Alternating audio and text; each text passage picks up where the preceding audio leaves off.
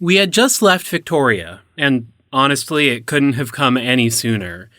Not only did we know, without a doubt, that there was some murderous cult involved with cryptids running around out there, but we had also failed to stop them. Twice now. Spirits were low. We were staying in nearby Vancouver while we decided where to go next. Quite frankly, we needed a win, so I thought I'd suggest a more popular cryptid. Alright, so I know it would be another lake, but I say we look for Ogopogo next. Ogopogo? Seriously? That's its name? Hey, Ogopogo is like the most famous Canadian lake monster. Actually, it's probably one of the most famous lake monsters ever, after Nessie and Champ. Okay, if you say so. Where is it? Okanagan Lake. It's only like 5 or 6 hours east of here. It. Why not? Ow! Hey, don't nip at him. Oh, Lucky, you're so cute.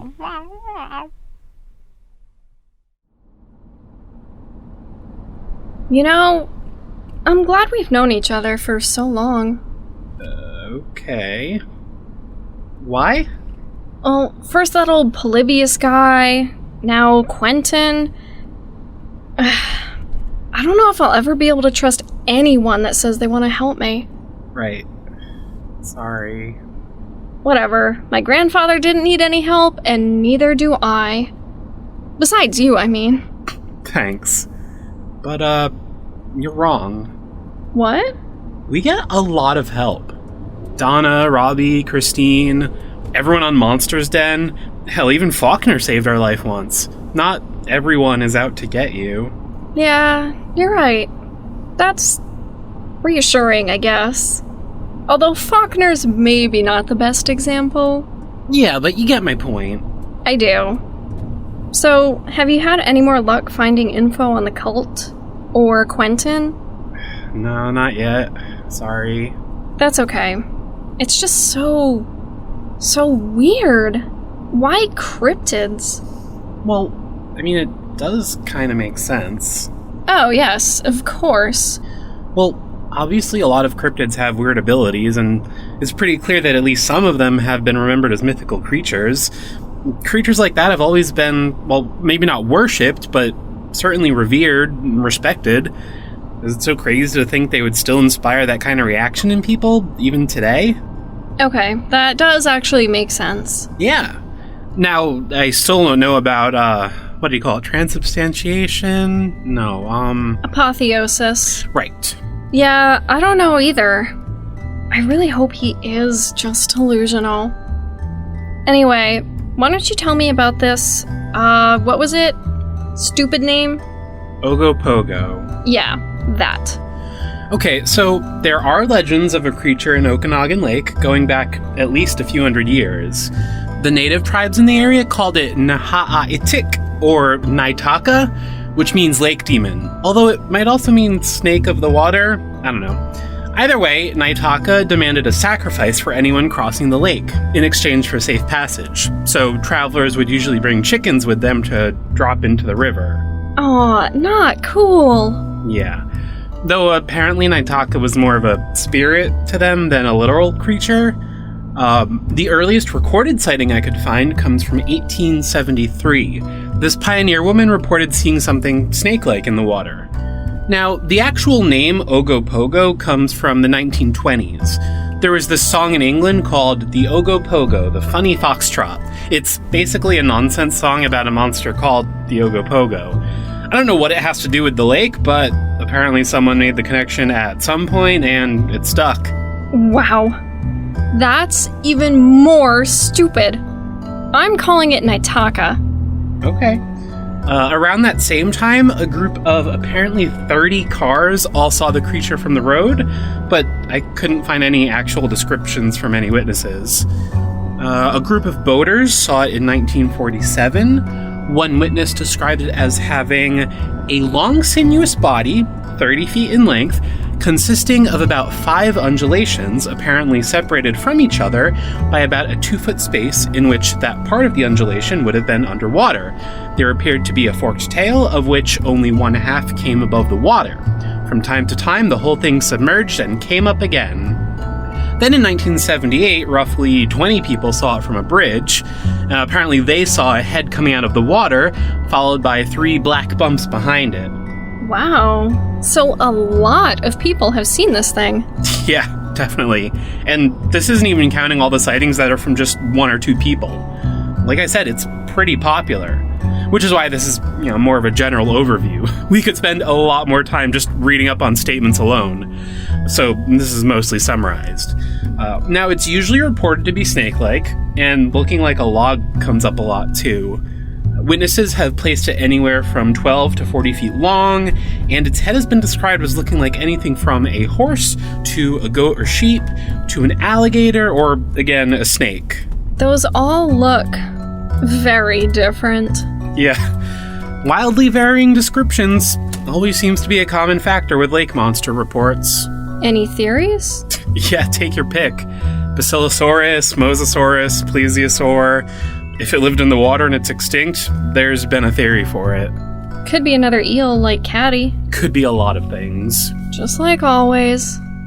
We soon made it to Kelowna, British Columbia. For a place I'd never heard of before, it was actually the 3rd largest city in the province, after Victoria and Vancouver. Now, cutting right through the middle of the city, running north to south, is Okanagan Lake. It's long and thin and almost looks like more of a river. I actually did some research out of curiosity, and apparently it's more of a fjord, which is basically just a lake carved out of the earth by glaciers. And it was pretty big, too. About 84 miles top to bottom. We decided to focus our efforts around Kelowna because it was situated just about smack dab in the middle of the lake. From here, we'd be equally close to both ends and would have a better chance of exploring all of it. After getting a room, we headed to the waterfront park and accompanying docks. Almost immediately, we were met by the head of a bright green and black serpent sticking its tongue out at us, its body arched and coiled behind it in that classic sea serpent pose. We had found the city's famous, if a bit cartoonish, statue of Ogopogo. This is so dumb. Just take the picture already. Fine. Happy now? You bet. So, where do we even start? Given the size of the lake, I think renting a boat is our best bet. So, the next day, we rented a boat. You, want to see the whole lake? You know it's like 80 miles long, right? We know. And yes, we want to see it all. Okay. Yeah, it'll take a while, but yeah, we can do that. Great. So, how are you feeling?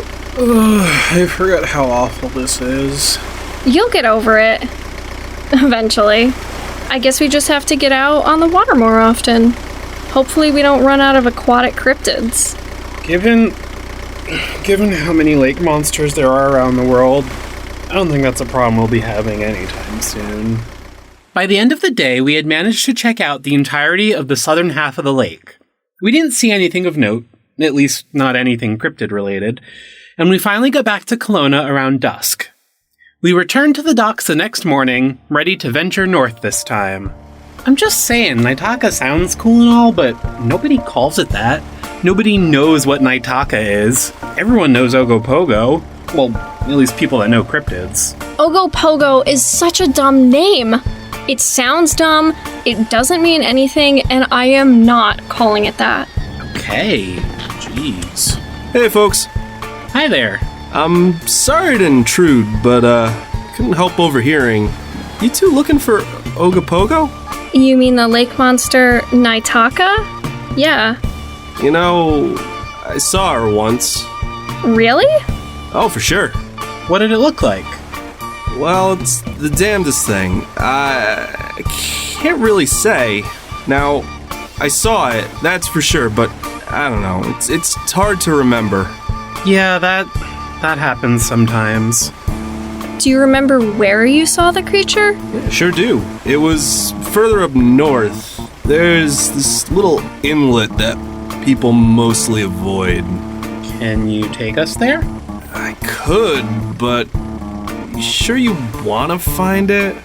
I may not remember what it looked like, but I do remember it was big. How big are we talking?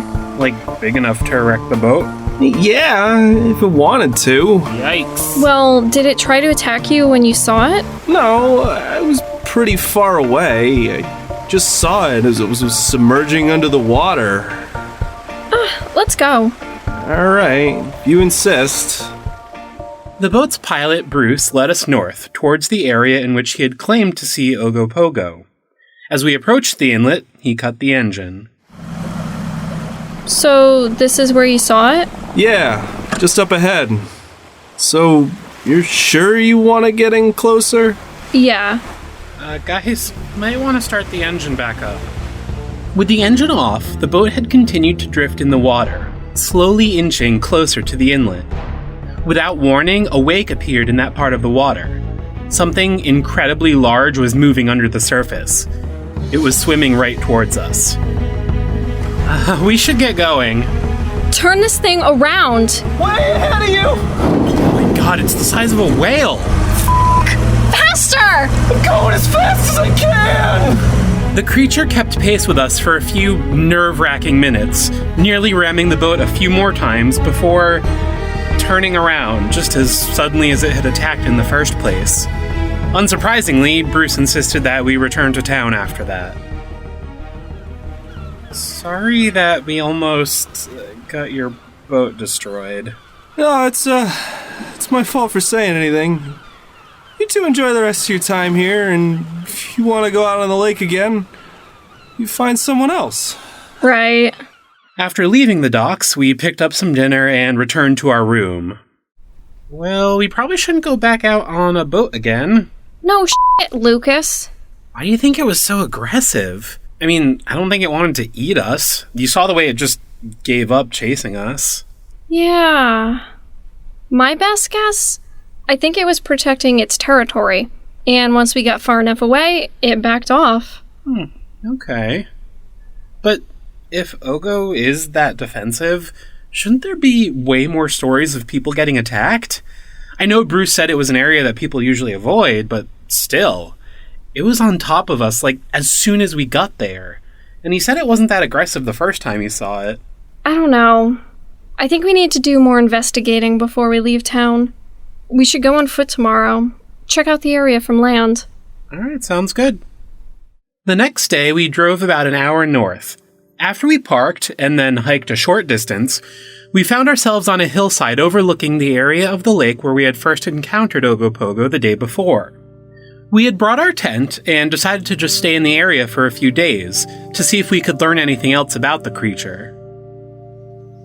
Should we get some chum? Try baiting it? No, let's just keep observing for now. I don't want to get too close to the water unless we can find out more about it first. Okay.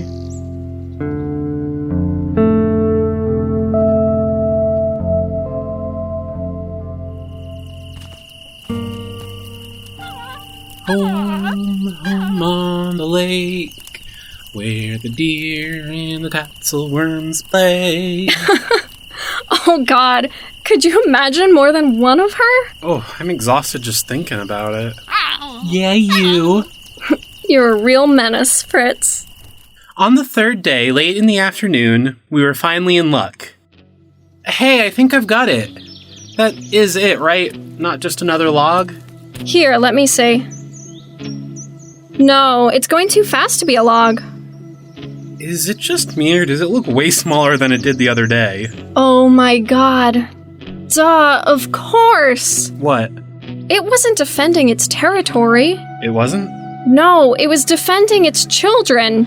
Oh, right. So that one is a baby Ogo? Yeah, definitely. Just look at it. The creature we had spotted rising from the water looked similar to the one that had attacked us a few days earlier, but it was much smaller. An instant later, as if on cue, the mother broke the surface of the water next to its child. It was absolutely massive. We continued to watch as they dove and surfaced and dove again, as we debated what to do next. What do we do? It's obviously dangerous, but we can't relocate something that big. Lucas. Don't worry, I'm not suggesting we kill it, but seriously, what do we do?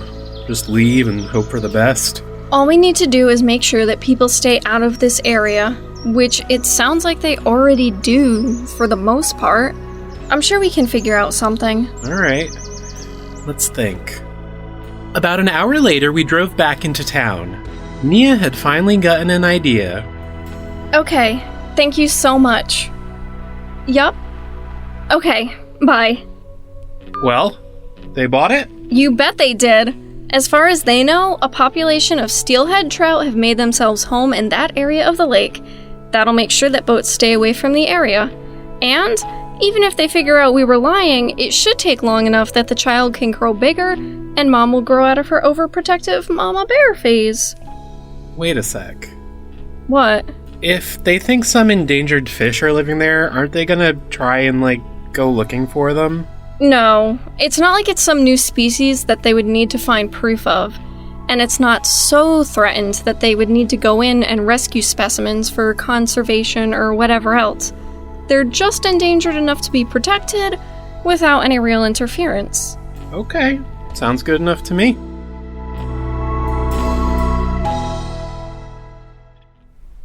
Okay, good girl. Take the treat. Come on. Come on. What you doing? I'm trying an experiment. Would you care to elaborate? I'm trying to sense Fritz. If these powers really do exist, then there's gotta be some kind of physical, measurable component behind them. I've got to be able to replicate them, study them, figure out how it all works, even if I have to do it on my own. So you're trying to scientifically prove psychic powers. What if it's just, magic? Magic is just science we don't understand yet. That's from Thor, right? Arthur C. Clarke. My point is, everything we've seen, even something like the Jersey Devil or the Goat Man, there's a rational explanation behind it all, even if we don't know it yet. Okay. So, is it working? With Fritz? Not yet. No. Don't fret. You'll get there. Alright, field notes. Nitaka. As best I can tell, the Nitaka is a type of Basilosaurus, or at least one of its relatives. These creatures were the ancestors of modern-day whales. The larger of the two that we saw, the mother, was around 60 feet long, which is about average for a medium-sized whale, although proportionally it was much thinner. It did almost look like a fat snake, but with 4 small flippers, a small dorsal fin located near its tail, and a tail fluke. The creature was a bluish-gray, banded with some darker stripes of the same color. We didn't get a good look at its underside, but it appeared to be a lighter gray. Compared to the size of its body, its head was much smaller than a whale's, and its mouth was filled with sharp teeth, similar to that of an orca. It also had a row of small armored plates running down its back. These were most likely osteoderms, which are similar to the spikes found on the back of an alligator, for example. These plates were dark brown and flecked with green, which is probably why some reports claimed the creature resembled a log. Now, even though the mother was very aggressive and basilosaurs are carnivores, I'm pretty confident that it was only protecting its young. The Nitaka most likely subsist on a diet of fish, so I still don't think she was trying to eat us. I am inclined to think the lake houses a small breeding population, but the evidence suggests that newborns are most likely born infrequently enough that they don't pose any real threat to humans. End field notes.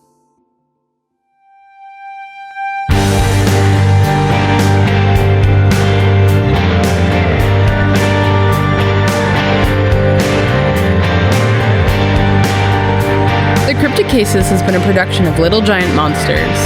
If you enjoyed the show, please consider leaving a review on iTunes or tell a friend. It really helps others find the show.